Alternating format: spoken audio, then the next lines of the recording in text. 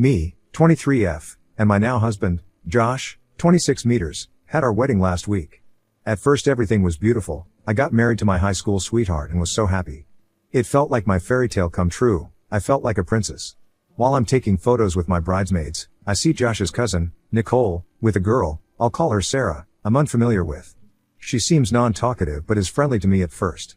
We finish our photos and go inside to relax and chat before I walk down the aisle. A long while later, after the vows were exchanged, I bump into Sarah while on my way to the food table. She's clearly intoxicated, but through her slurred speaking I could hear her ranting about how crowded the venue was, but then it escalates. I was getting food for my mom when she said to me that she's surprised Josh married someone like me because Josh could do better than me. I tried to laugh it off and I told her I was very lucky to have him.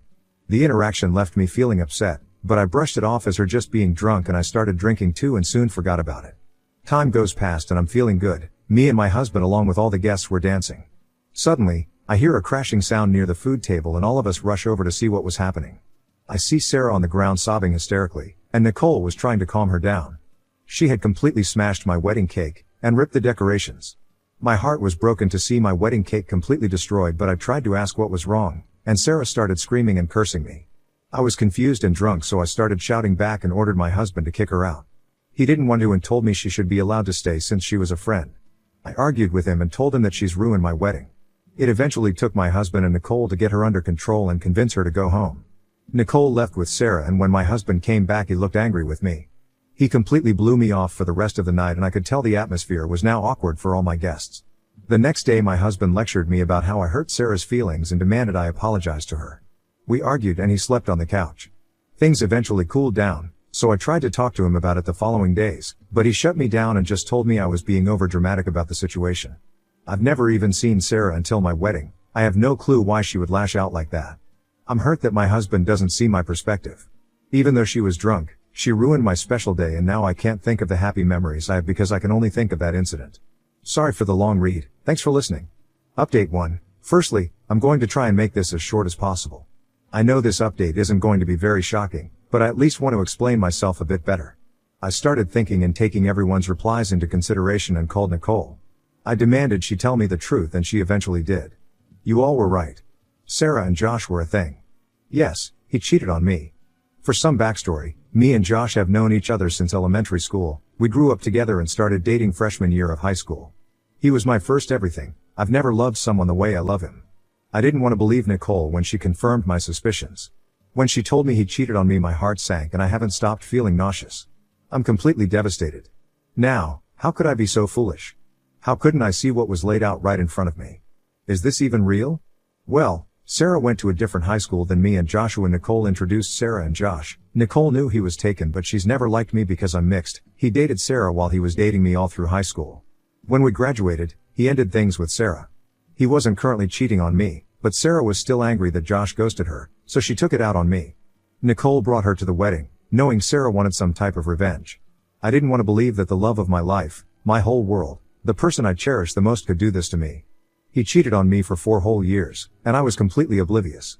I don't want to lose him, but I can't look at him the same. He's always been so sweet, so caring of me, so loving. He has no clue that I know, and I'm not sure how to bring it up to him. I wish this wasn't real. I wish I could wake up from this terrible nightmare.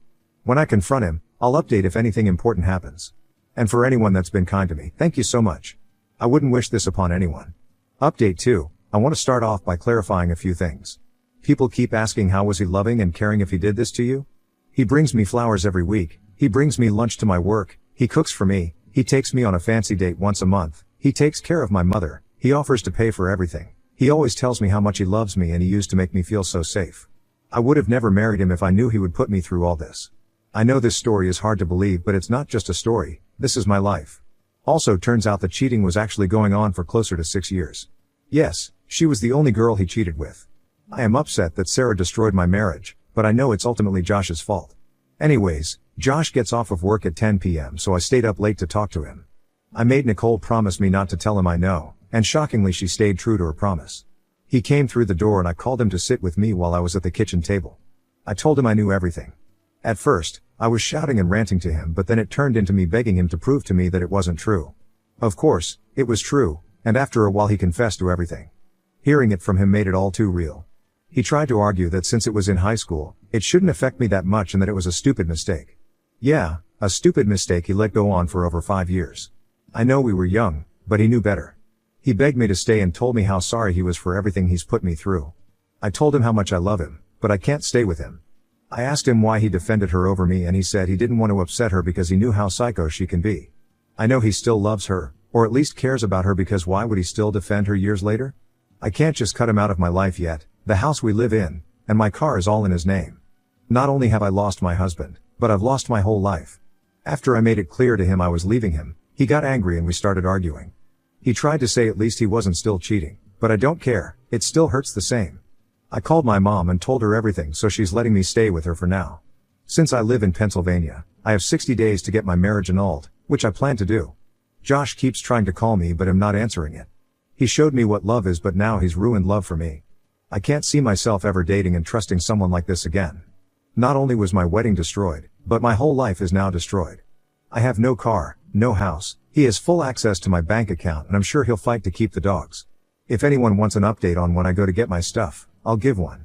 None of his family apart from Nicole know he cheated or anything about what's going on. I loved his parents, and they loved me too. His dad took me in after I lost mine. As for Nicole and Sarah, they've tried to contact me, but I haven't replied. Please let me be clear when I say that when you're so blindly in love, you never consider the one person you love and trust the most in this world to be cheating on you. My lawyer said he has to give me everything I paid for, and I should get my bank information changed as soon as possible. My lawyer also said getting my marriage annulled would be the best option. If I can prove my car has been paid by me, then he has to give it to me. But right now, there's nothing I can do about my car or house since it's all legally in his name. My lawyer is fighting for me though. I'm praying that Josh will give me the dog. Lastly, thank you again to anyone who's been kind to me throughout this. I hate reading comments because most are negative and it keeps me thinking about this whole situation. I appreciate any of you who've supported me and gave me advice more than you know. It's really helped me through this disaster, and without you guys talking some sense into me, I think I would have just stayed with him. Now I know that he isn't the man I thought I married, and I don't want him to be the father of my children anymore. I'm not sure if I'll update again, I might if something interesting happens. Goodbye for now. Update 3. Sorry for the inactivity, I haven't been feeling too well but I'm a bit better now. I'm glad some of you wanted an update because I have one to tell. At first Josh tried to keep my things, in an effort to persuade me to get back with him. He stopped that after a day or two though.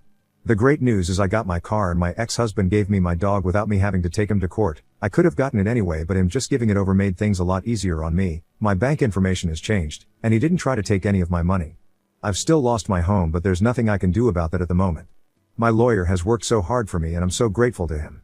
I had a calmer conversation with my ex when I was over to get my stuff, and I've gotten a bit of closure. We talked about all our memories and had kind of our final conversation. He apologized for everything, said he understood why I was leaving him, and told me if I wanted him to leave me alone he would. My marriage was annulled, but I'm kinda devastated that it's like it never happened now. The reason why Sarah and Nicole were calling me is because they tried to tell me I'm ruining his reputation and being a drama queen about something that happened years ago. I've blocked both of them now. Every time someone asks about why our marriage was annulled, I tell them the truth, and that's upsetting him. He doesn't like that his family and coworkers know about how much of a prick he is. I wasn't going to tell his family because I don't think that's my place, but they know now anyway. His parents caught wind of what happened and called me to apologize and check up on me. They were like my second parents. I'm forever grateful to them for taking me in as their own. I'm truly going to miss having them as my in-laws. I'm living with my mom as of now, but I'm looking for cheap apartments nearby. I've never lived by myself, so I'm pretty scared of it. To my knowledge, my ex and Sarah didn't get back in contact, and from the looks of things don't plan to in the future. To those asking why my things were in his name, I obviously didn't think it'd end like this. I trusted him with my life, and he made a lot more money than I did. It was better to let him handle the finances. Thankfully he hasn't screwed me over by following through with his threats to keep my car and stuff. I know I'm only 23, I know I have a lot of life left in me, but it's not feeling like that right now. I'm still in shock about everything and definitely in denial. I know I'll be okay eventually, but this has screwed my whole perspective of love up. My life has taken a full turn from what should have been the happiest moment of my life. I'm bitter. I think about what if I would have done something different, maybe then he wouldn't have done all this, and I keep making excuses for him. In some type of way, I'm glad I know who he truly is now. It sickens me to know that I almost had kids with him, and he would have let me go through my whole life keeping his cheating past a secret from me. I don't know how men like this can sleep peacefully at night after completely ruining people's lives. It's shocking how many of you have went through something similar. I'm so sorry to those who've been through a heartache like this. It's made me laugh about how you guys are trying to create revenge plans for me. I really appreciate it, but I'm going to let everything rest. mostly because it would hurt me more if I did take revenge. People have let me know his nice gestures were the bare minimum, but I've never seen anyone do things like that. My mother and father were divorced, so I've never seen love displayed like that. I thought it was something that only happened in Hallmark films. Thank you all for your kind messages and comments. I read all of them and it's helped me throughout all this. I hope you guys have an amazing day. Thanks for everything. Now on to the next story. Story 2. Wife made a handmade gift for her abusive brother's fiancé, then got uninvited from the wedding, so I took the gift back. My wife, Lena, crochets a lot and often gifts it to friends and family. When her second oldest brother got married, she made the bride a shawl to wear over her dress in the evening. The bride loved it, and ever since Lena has made shawls for everyone in her family getting married. Now Lena's oldest brother, George, is getting married again. Lena doesn't have a relationship with George as he was abusive to her as a child, but if she has to see him then she is polite but distant with him. She doesn't want to cut off the rest of her family because of George. I work with George and while we aren't friends, we are friendly at work. Lena encouraged this. When George got moved to my team I was going to request a transfer, not wanting to expose Lena to George as my team do a lot of get-togethers with our significant others. As it is a family wedding, Lena's mom asked her if she could crochet a shawl for George's fiancé and Lena agreed. It was arranged that once it was finished I would take it to work to give to George so that Lena didn't have to see him. Earlier this week, the shawl was completed and I emailed George at work to let him know that I would bring it in today as the wedding is tomorrow. When I got into work this morning, I gave George the shawl and let him know that Lena and I were looking forward to the wedding. Come lunchtime, Lena called me to let me know that George's fiancé had called her and told her that she was no longer invited to the wedding, citing the place they are having the wedding and the reception it is too small for the number they have coming, so are having to make cutbacks. However, I was still invited to the wedding. I was mad at this because they clearly only invited Lena to get a shawl, which to me is just rude. If they had asked Lena outright to make one, she probably would have done because she loves to crochet. On my way out of work, I noticed George wasn't at his desk but the shawl was. I was still mad that they had used Lena to get a shawl and I just shoved it in my work bag. I left a note on his desk telling George since Lena was no longer invited, the shawl and I would no longer be attending either. On my way home, I told Lena what I had done and asked her if she wanted to go out instead, so not to waste having a sitter. Lena was upset that I had taken the shawl as it was causing an uproar in her family group chat where people were calling her petty because I took it back. Lena wants me to give it back. I don't think I should. They don't deserve Lena's kindness. However, at the same time, I don't want Lena to be upset with me over George and a shawl. Am I the asshole for taking back the shawl? Edit. I have messaged the group chat, letting them know that I took it and if they should be pissed at anyone then it should be me, but I would also do it again because no one gets to be a dick to Lena. Update. Ida for taking back a shawl my wife made for a bride-to-be after she was uninvited from the wedding? September 16, 2023. I have absolutely no idea how to post an update in Ida, so I figured it was best to post it here in case anyone is interested in it. So, everyone will be glad to know that I have not given George back the shawl. I mean, part of the reason I haven't given it back is because he's on his honeymoon. One hope has reigned for the 2 weeks, but even if he wasn't I still wouldn't give it back. Later that evening Lena apologized for being mad at me. She said that she should have never agreed to make the shawl in the first place and was grateful I had taken it back. Lena and I had a long discussion about her family and how they treat her. I told her that I would always stand up for her when it comes to her family because I will stand strong when she can't. I asked her what she thought about going lower contact. We were already low contact, with George, his now wife, and her mom. Lena said that she wanted to go no contact with George, his wife, her mom, and to go low contact with everyone else but her second oldest brother and his wife. We'll call them Michael and Sarah. She said she wanted to do this because of how toxic the group chat had become, which she has now left and has shown me that she has left and deleted the chat. We have both blocked everyone but Michael and Sarah. I'm gonna wait a couple of weeks before I broach therapy for Lena again. I just want the dust to settle a bit as I don't want her to feel pushed into anything. The story the wife gave Lena about there not being enough space was bullshit. Michael confirmed that George had told him weeks ago that they were well under numbers for their venue. It was just a shit attempt at a power move. I know some Redditors were concerned about my work life after I took the shawl. I spoke with my manager and told him that Lena had made a shawl for George's wife but they had given a shit reason for uninviting her to the wedding the day before the wedding and I took it back. When I told my manager this, he sighed heavily before telling me that he wished I hadn't taken the shawl because George could make things difficult for me, but that he would have done exactly the same thing because George is a nightmare. I told him that I'd like to move to another team because it wasn't good for Lena to have to be around him. He told me to leave it with him and he would see what he could do. I'd have moved when George was first put on my team, but Lena encouraged me not to as she didn't want me to rock the boat with her family. I heard back on Monday that I will be getting moved to another team at the end of the week. This other team is desperate for someone, so when my manager reached out to other managers to see if anyone had an internal vacancy, this manager bit his arm off. The day of the wedding, Michael called Lena and asked what our plans had been for the day. Michael knew that Lena wasn't invited to the wedding and rightly assumed I wouldn't go if she wasn't welcome. Lena told him that we had planned to go out for dinner and drinks. Michael told her that sounded like a plan and to text him where we were going for dinner. Michael and Sarah had decided to skip the wedding after seeing the meltdown of George, his wife and their mom in the group chat. Apparently they continued spouting abuse at Lena even though she had left the group chat. When the family turned on me and our children was when Michael and Sarah decided they weren't going to the wedding at all. They were just going to go to the ceremony after Lena had been uninvited. They messaged George to tell him their flight had been delayed and they wouldn't be able to make it. Their flight wasn't delayed, it was just the excuse they used and George never responded.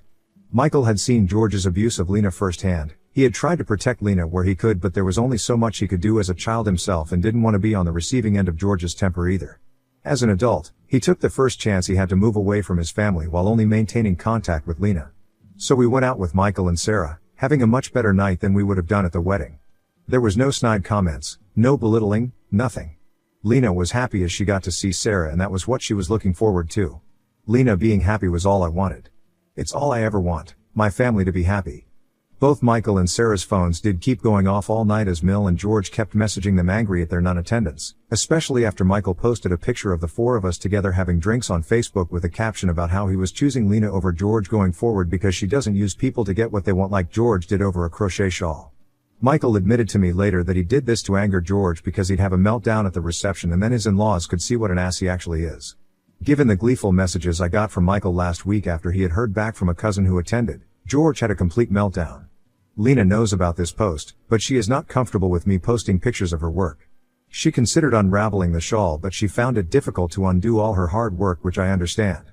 It's the very reason I didn't unravel it myself and tell George it was an IKEA shawl. Well, that and I didn't want to face a mad Lena. After talking with Sarah about what to do with it, she has decided that she's going to keep it but she will dye it. Michael suggested that she wears it to the family Christmas. We aren't going to see Lena's family at Christmas so it won't be happening anyway. Michael and I are at the same level of pettiness as I had previously suggested, as some people comment on my original post, that I could wear it to work when George is back. I didn't show Lena many of the comments. She doesn't need to see people calling her a doormat or saying she needs to grow a spine. Those people clearly haven't had their spirit completely broken by the people who are meant to love them unconditionally or were completely cut out of family events. When George graduated from uni, Lena was left at home. She was 8 years old and left home alone all day. Christmas was spent mostly in her bedroom, because her grandmother didn't want Lena around as her presence would just upset George. Until she was 14, then she would sneak out and spend it with me and my family. Lena was just left out of everything. Her dad used to work away from home a lot, so he had no idea what was going on. He just assumed Lena liked her own space. Not that she would just stay in her room because she was used to being neglected by her family.